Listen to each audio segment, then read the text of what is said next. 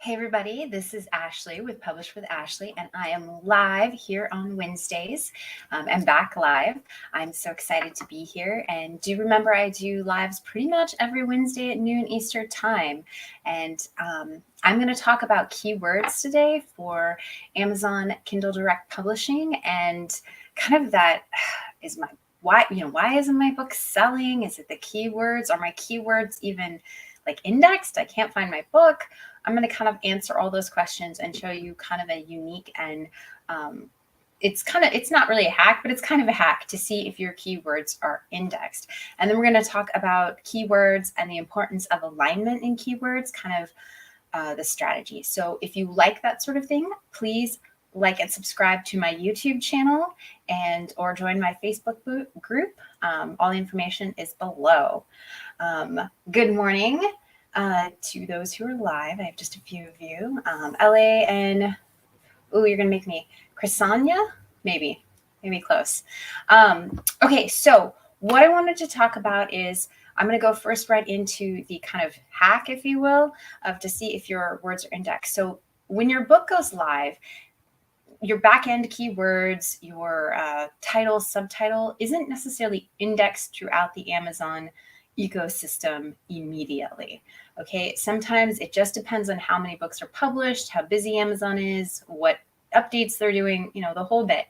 But, give it at least a week. It could take longer, it could take less, but at least a week. So if you want to see if your book is actually like indexed for that keyword, then let's go over, let me show my screen here. So what I've done here is I just typed in gratitude journal and I picked this gratitude journal. It was one of the ones that was showing up for the keyword gratitude journal. And actually, look, this wasn't published too long ago. So, you can definitely publish something. It was 2 years ago, but that's not too long in the Amazon ecosystem. Okay, so what I wanted to show you is how you know if your book is actually indexed for the word gratitude or gratitude journal. And I'm sorry, we have F-22s flying by my house, so it might get loud. I will pause if so. I guess that's the bad part about living near where they have F-22s. So anyway, scroll down, and what you're going to basically get, and I do want to talk about this real quick. This is the A+ Content Marketing, and look how well they've done this. So they have a banner. They have kind of a picture, and it talks about, why this is a good thing and what goals it can help with. They did this really well. So if you want an example of really good A+ content, this is actually a really good one. The only thing I think this could have done a little bit better, they did good though. They had simple, joy, self-love. So they have good pictures describing these things. But I think I might have some more internal pictures of what like the inside looks like. But you know what? I don't know. This actually is really beautiful. It's very well done. So that's something.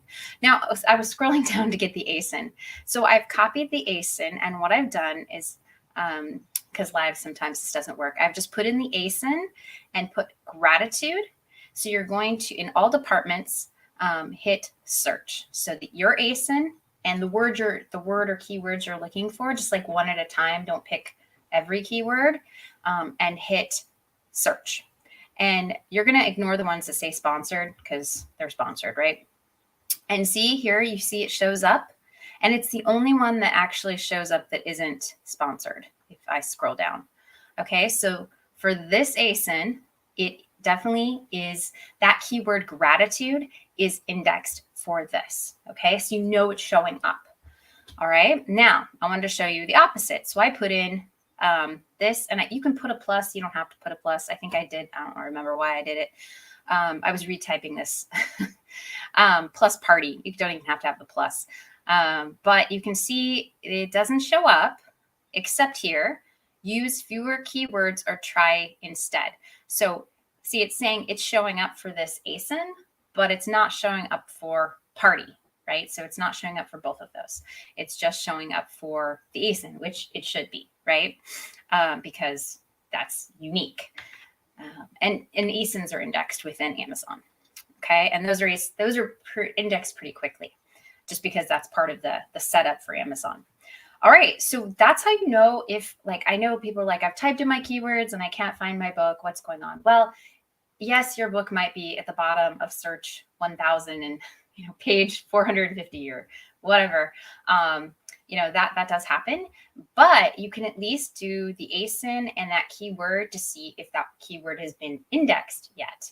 And if that's so, then you can look at other keywords, marketing, there's other methods, but at least that can answer that question for you that I know plagues a lot of people.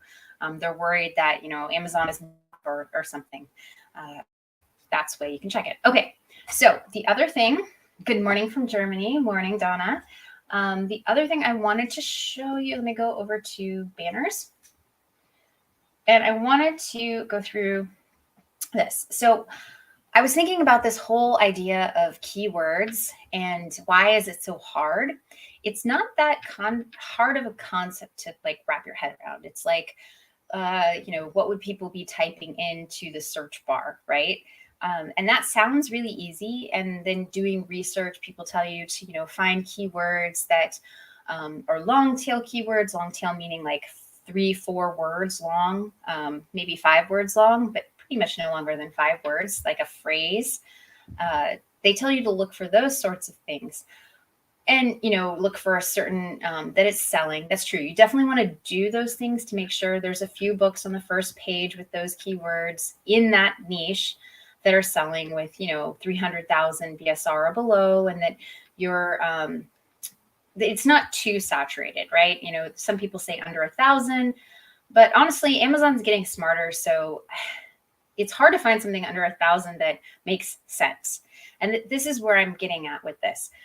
So the keyword research is key. You need to do that. You need to find kind of longer tail keywords that people are searching for and stuff. But just because it's a long tail keyword does not mean it's actually going to solve anyone's problem or anyone's going to search for it. So when you're doing keywords, you have to think everything's got to be in alignment. It's not just about the low competition keywords. That is definitely part of it, but it's the alignment between a few things. So the first one is what problem is your book solving, right? You have to decide what it is going to do for someone. Why are they going to purchase it?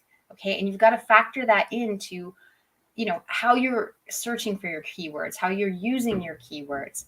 And it may seem like hard to kind of wrap your head around, but when you switch to looking for the problem, and then secondly, creating your customer avatar, like who is it for? When you search for it's your audience and what problem it's going to solve for your audience.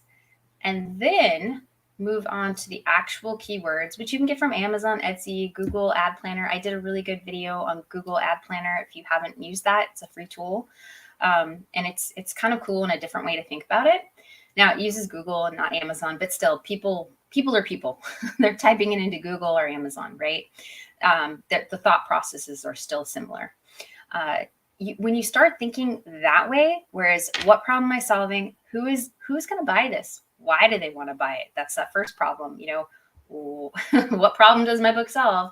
And then finding keywords around that audience, everything's going to be in alignment. Because I think what a lot of people do is they do the first step, keywords first. And this isn't a bad one to do first, to find low competition keywords, because I think that has a place and definitely people make money on that. But what I think happens to a lot of people is they do this and then never consider 1 and 2. So if you're going to do this first, that's perfectly fine. Then you have to decide what book, what problem is my book solving? What's going to happen with that?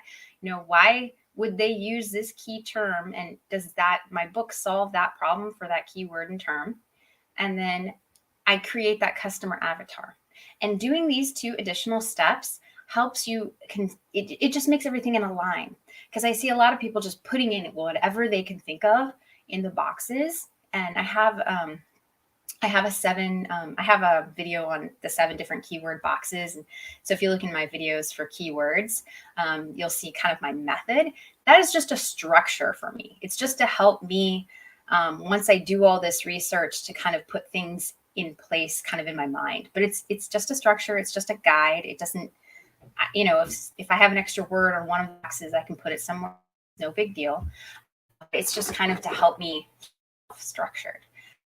You want to make sure that all your keywords are in alignment. You're not just throwing in low competition keywords that don't fit what problem you're trying to solve. It doesn't talk to your audience.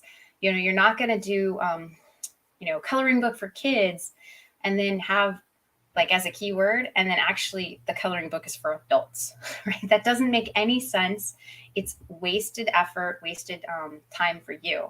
So you need to keep like all three in alignment, and you can do the keywords first, but then you have to go back to 1 to 2. And then I would go back to 3 again and see if understanding what the product is going to be used for, how they're going to use it, what problem it solves. And then number 2, understanding who's going to buy it. Why are they buying it? What do they like? What do they dislike?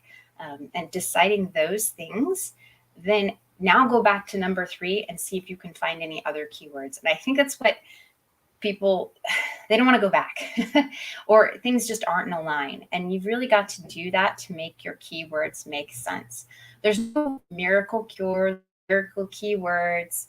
I guess if you know you hit a trend, if you're trend hopping, and there's people who are excellent at trend hopping, they find a trend, they put something out immediately, and they do really well because they're first to market.